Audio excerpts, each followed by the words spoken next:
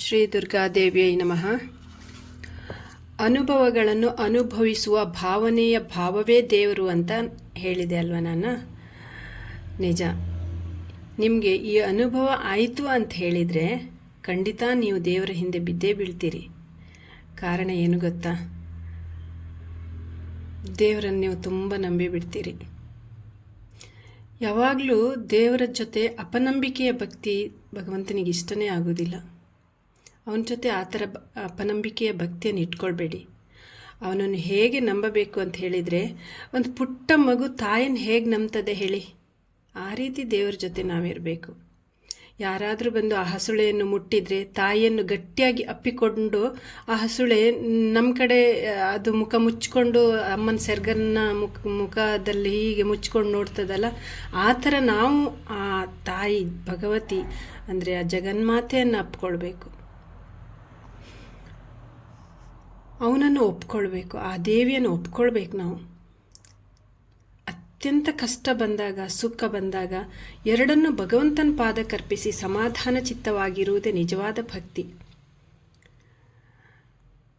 ಎಲ್ಲವನ್ನು ಸರಿದೂಗಿಸಿಕೊಂಡು ಹೋಗುವ ಪರಮಶ್ರೇಷ್ಠ ಮಹಾಶಕ್ತಿಯ ಪರಾಕಾಷ್ಠೆಯ ದೇವರು, ಪರಾಕಾಷ್ಠೆಯೇ ದೇವರು ಅಂತ ಹೇಳುವುದೇ ಆ ಒಂದು ನಿಜವಾದ ಭಕ್ತಿ ಅಂತ ನಾನು ಅಂದ್ಕೊಳ್ತೇನೆ. ಯಾಕೆ ಆ ದೇವ್ರ ಬಗ್ಗೆ ಅಪನಂಬಿಕೆ ನಮಗೆ? ಯಾಕೆ ಅವನ ಬಗ್ಗೆ ನಾವು ಅವನನ್ನು ನಂಬುವುದಿಲ್ಲ? ನಾವು ಆ ದೇವಿಯ ಅಮ್ಮನನ್ನು ನಂಬುವುದಿಲ್ಲ ಯಾಕೆ ನಾವು?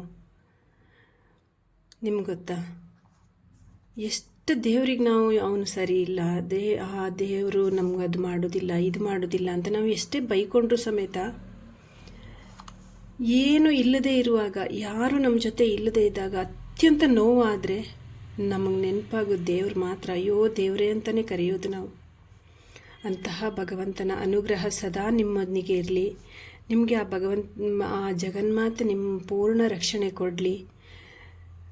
ನಾವು ಈ ಚಂಡಿ ಕವಚ ಪಾರಾಯಣ ಮಾಡೋದ್ರಿಂದ ಆ ಭಗವತಿಯ ಸಂಪೂರ್ಣ ಅನುಗ್ರಹ ನಿಮ್ಮೆಲ್ಲರ ಮೇಲೆ ಇರಲಿ ಅಂತ ನಾನು ಸಹ ನಿಮ್ಮ ಪರವಾಗಿ ಬೇಡ್ಕೊಳ್ತೇನೆ.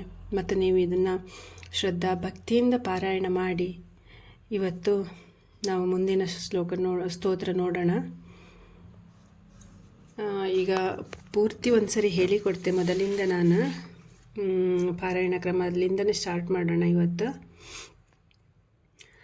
ಅಸ್ಯ ಶ್ರೀ ಚಂಡೀ ಕವಚಸ್ಯ ಬ್ರಹ್ಮರ್ಷಿಃ ಅನುಷ್ಠುಪ್ಛಂದಃ ಚಾಮುಂಡಾ ದೇವತಾ ಅಂಗನ್ಯಾಸೋಕ್ತಮಾತರೋ ಬೀಜಂ ದಿಗ್ಬಂಧ ದೇವತಾಸ್ತತ್ವಂ ಶ್ರೀ ಜಗದಂಬ ಪ್ರೀತ್ಯರ್ಥೆ ಮಮ ಧರ್ಮ ಅರ್ಥ ಕಾಮ ಮೋಕ್ಷ ಚತುರ್ವಿಧ ಫಲಪುರುಷಾರ್ಥ ಸಿದ್ಧ್ಯರ್ಥೆ ಸಕಲ ಗ್ರಹ ದೋಷ ದಶಾಂತರ್ದಶಾದಿ ದೋಷ ಪರಿಹಾರಾರ್ಥಂ ಶ್ರೀ ದುರ್ಗಾ ಕವಚ ಸ್ತೋತ್ರ ಜಪೆ ವಿನಿಯೋಗಃ. ಶ್ರೀ ದುರ್ಗಾ ಕವಚ ಸ್ತೋತ್ರಂ. ಮಾರ್ಕಂಡೇಯ ಉವಾಚ.